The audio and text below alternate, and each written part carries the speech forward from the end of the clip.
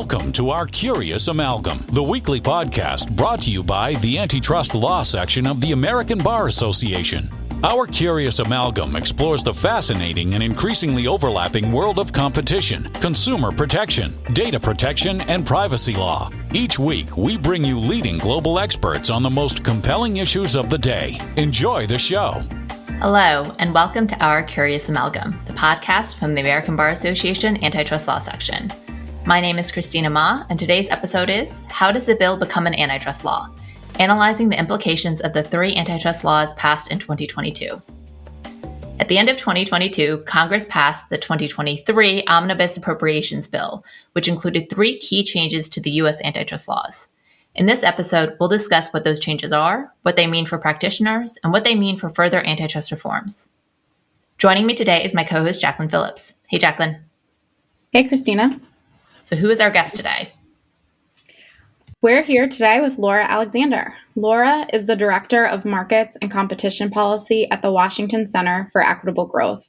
Laura's research focuses on healthcare markets, private equity, residential real estate sales, private policy, and labor market monopsony. Before Laura's positions in competition policy at both Equitable Growth and the American Antitrust Institute, she was a litigator representing plaintiffs and defendants in antitrust cases. Thanks for being here today, Laura. Thanks, it's my pleasure.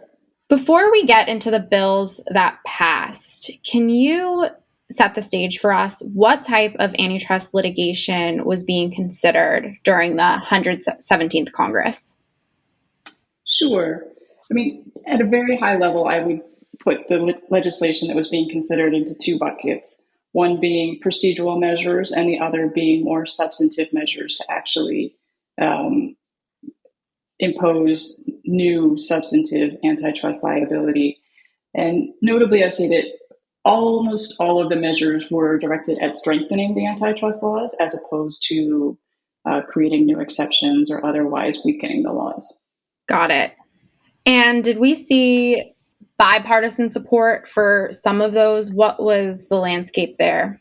Yeah, absolutely. There was considerable bipartisan support for enacting some type of antitrust reform, and ultimately the bills that passed did pass with bipartisan support. I think as we found out, and as we'll get into in this discussion, that bipartisan support wound up being somewhat fragile when it got to the more substantive measures.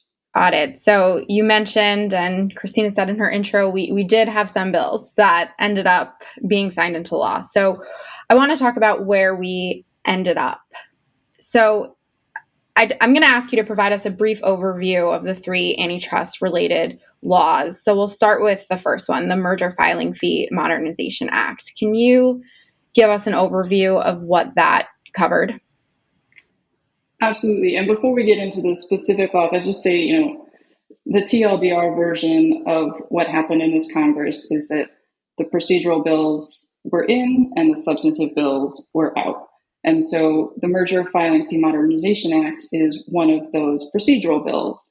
And it is directed at the fee structure that companies pay for HSR review before the agencies when they undertake a merger or another type of acquisition. And this bill made the first change to the fee structure since 2001, which is notable because there's been considerable change in merger volume and the size of mergers since 2001. And what it does is it increases the fees for very large mergers and lowers the fees for smaller mergers. And it creates new categories at the top end. Under the previous law, all mergers over $1 billion were effectively treated the same, whereas the Merger Filing Fee Modernization Act breaks out several billion-dollar-plus categories. Overall, it's expected to increase the fees that come into the agencies, and importantly, it indexes the fees to inflation. Thanks. And I think we'll, dig into each of these a little bit more in our discussion. But for now, I want to move on to the second one, which is the State Antitrust Enforcement Venue Act. So an overview there, if you could. Sure.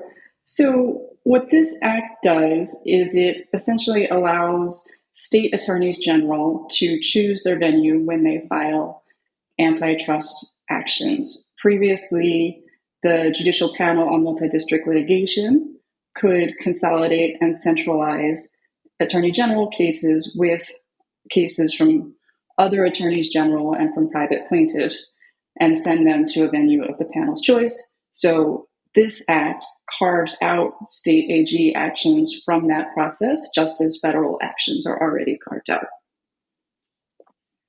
Yeah, and one, I think, small thing to note about that, for federal cases, I know a lot of the discussion around the purpose of this was to put state AGs, on a similar footing as federal enforcers. And there was an exception for federal enforcers for bringing actions, in the government's proprietary interest damages actions under the Clayton Act that could actually be consolidated. And there is an exception there too. So just wanted to note a slight change for the ability of federal enforcers to keep cases out of the MDL as well. Yep, absolutely.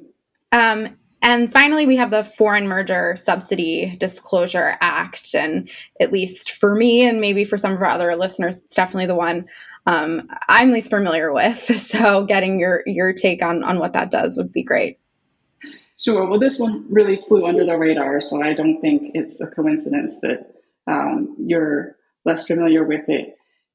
This bill somewhat parallels a recent change in EU law, and it requires reporting by merging entities on their HSR filings of subsidies that they have received from any foreign entity of concern. And that term is defined, but is generally thought to include, for instance, China, Russia, Iran, and North Korea.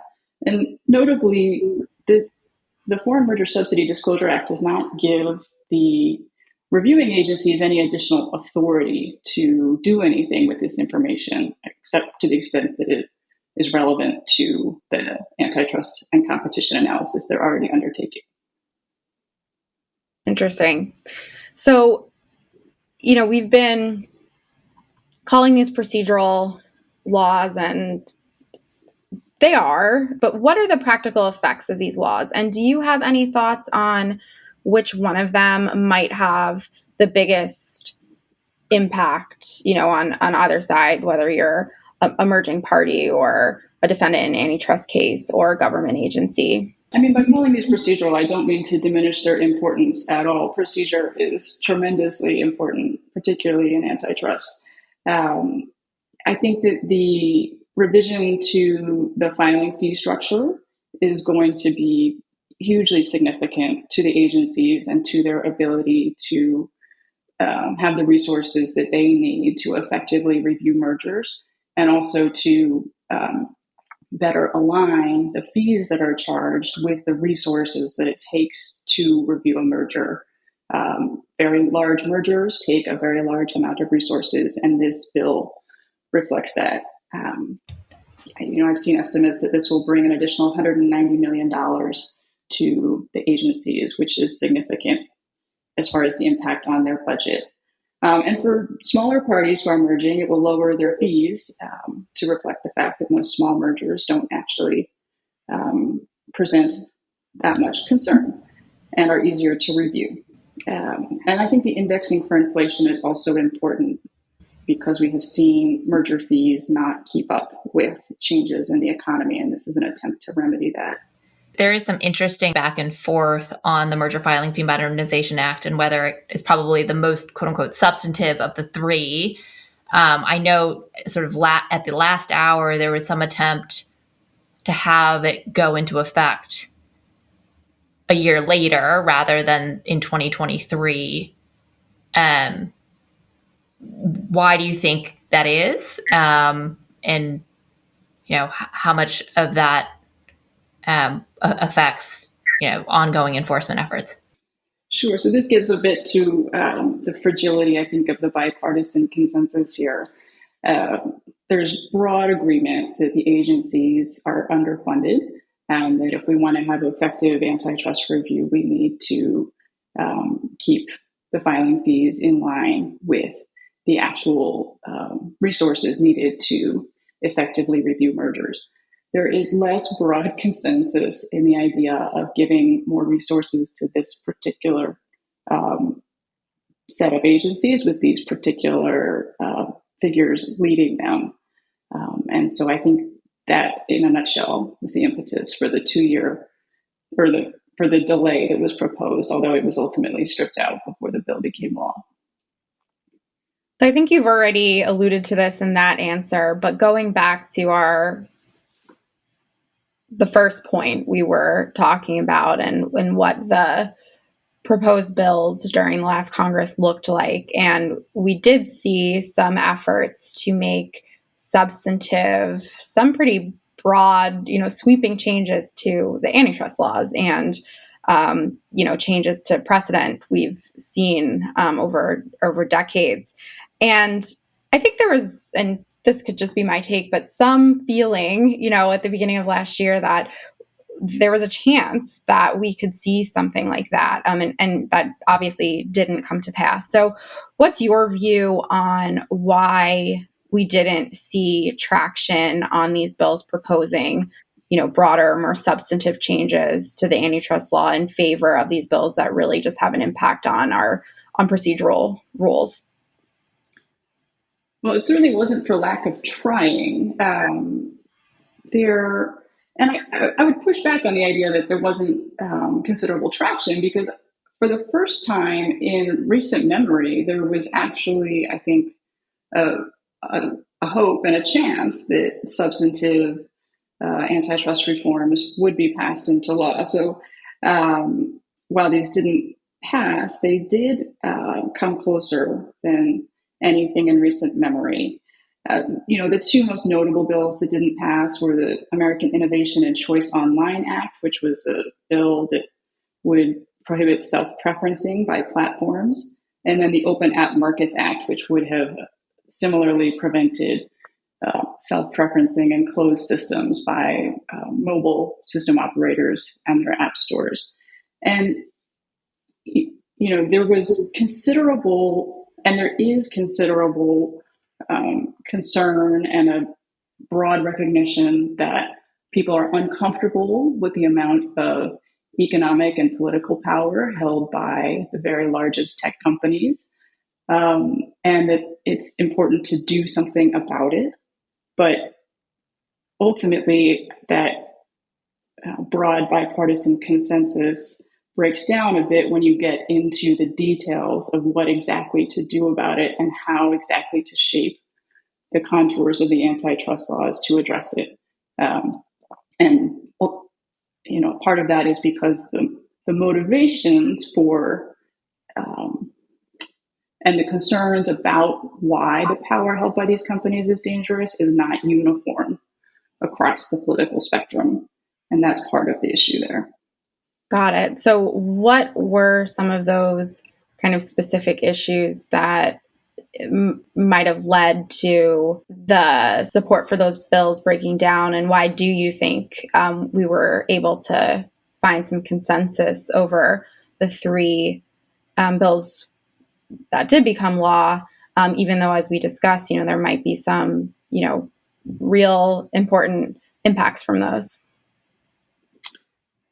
Sure. I don't think it was any one thing that caused either one of these two bills to ultimately not make it across the finish line. And it is very, very tough to get any substantive legislation passed. But just looking at, for example, the self-preferencing bill, there were some Republicans who supported the self-preferencing bill because they saw it as a way to push back on content moderation by big tech companies that they believe impinges on their freedom of speech.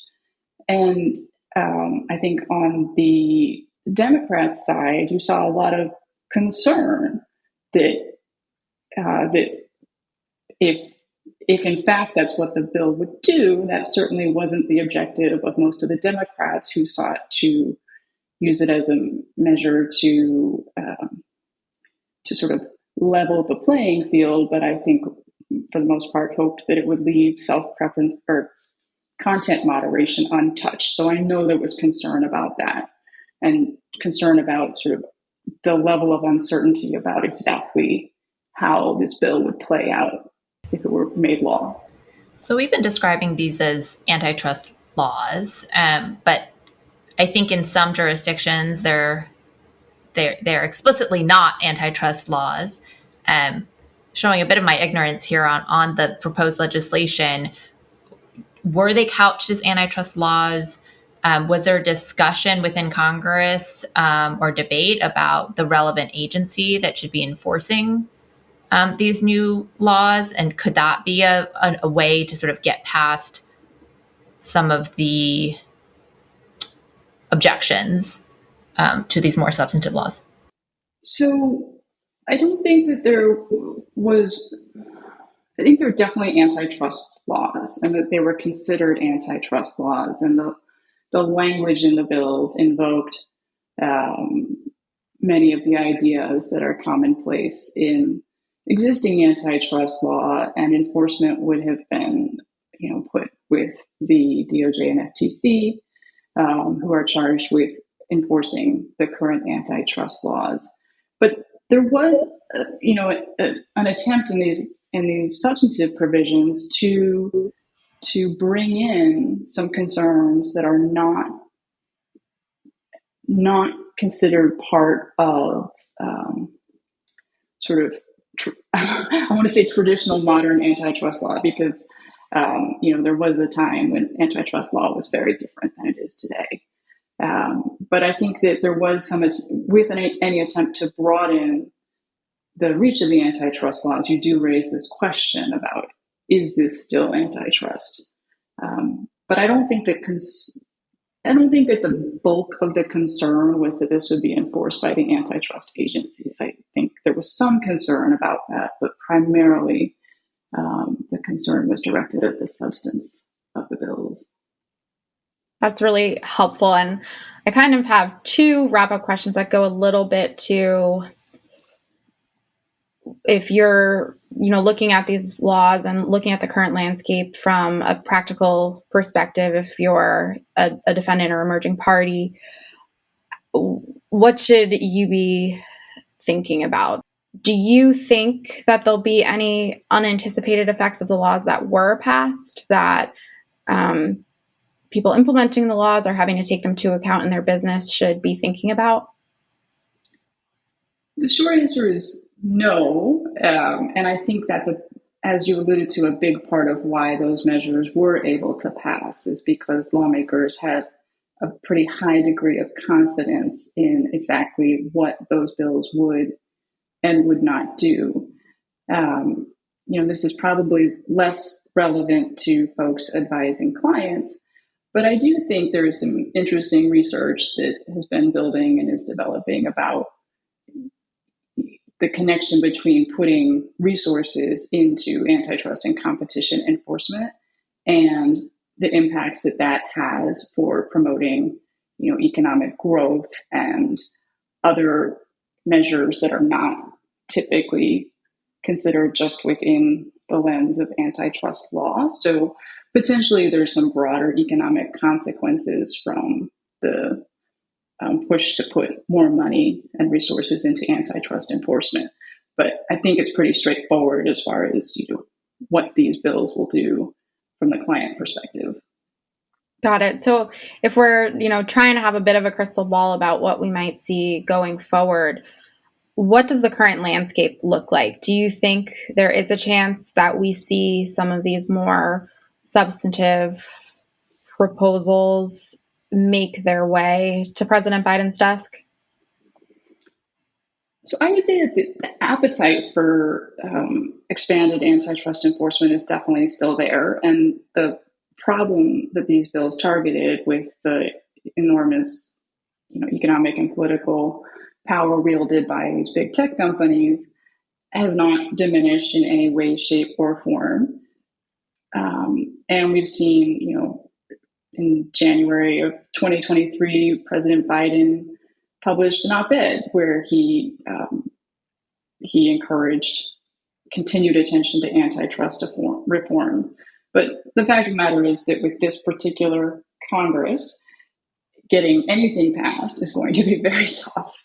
And I think getting substantive antitrust reform passed is going to be well nigh impossible. But one avenue that we have seen explored, and I think we'll continue to see explored, is ways to use existing antitrust rules and legislation in ways that they either haven't been used before or in ways that they haven't been used in a long while. And, there's tremendous opportunity there with things like the Packers and Stockyards Act or rulemaking from the FTC to accomplish a lot of reform without the need for legislation.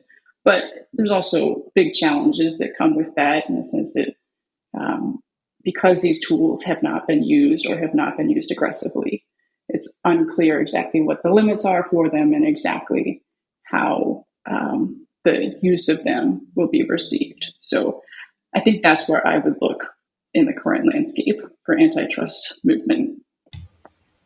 Right. It takes a long time for legislation to pass, but certainly takes almost as long, or perhaps just as long, to have a rule go through the entire comment process, but also potential court challenges as well. So certainly an area we'll keep an eye out on. So Laura, really appreciate your time today. But before we let you go, we do like to learn a little bit more about our guests on a personal level. You've had a interesting career trajectory and path. And I would be interested, and I'm sure our listeners will also be interested in hearing any advice you have for young practitioners who are looking to do what you do.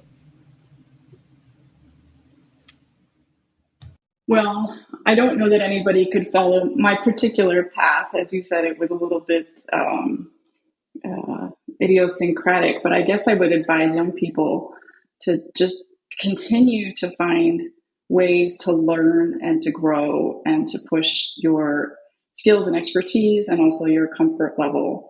And you'd never know exactly where it will take you, but it will always open many interesting doors. Great. And now our final segment, what we call the Curious Hat. And now it's time for the Curious Hat. So Laura, Curious Hat question for you. What is the number one thing on your bucket list? So this has changed a bit over time, but it's definitely to do a through hike of the Pacific Crest Trail. And have you done other large hikes like the Appalachian Trail or others, or is it No, I haven't. Well, I did quite a bit of backpacking in my younger days, but I have not done it in many years, and I have never done a big trek like that, which is part of why I find it such an appealing challenge. But I also just, I've hiked large parts of the PCT in small stretches, but doing the whole thing in one go just seems like an incredible experience. Yeah, for sure. How long does it typically take? Most people take, I think, between 4 and 6 months. Okay. Yeah, that's a commitment. It's very weather. This might be an item from my retirement. Yeah. That comes with its own challenge. Well, Laura, thank you again for your time. And for all of our listeners, thank you for listening to this episode of Our Curious Amalgam. Thank you for listening to this week's episode of Our Curious Amalgam, a competition, consumer protection, data protection, and privacy law podcast. It is produced and shared around the globe by ABA's Antitrust Law Section. The opinions expressed by the participants in this podcast are their own and do not necessarily represent their employer or other organizations. If you like what you heard or would like to become a member of the American Bar Association, please check out what the Antitrust section has to offer at ambar.org/antitrust. You can learn more about our podcast at ourcuriousamalgam.com. If you have comments, suggestions, or podcast ideas, please reach out to us at podcast@ourcuriousamalgam.com. Until next time, thank you for listening.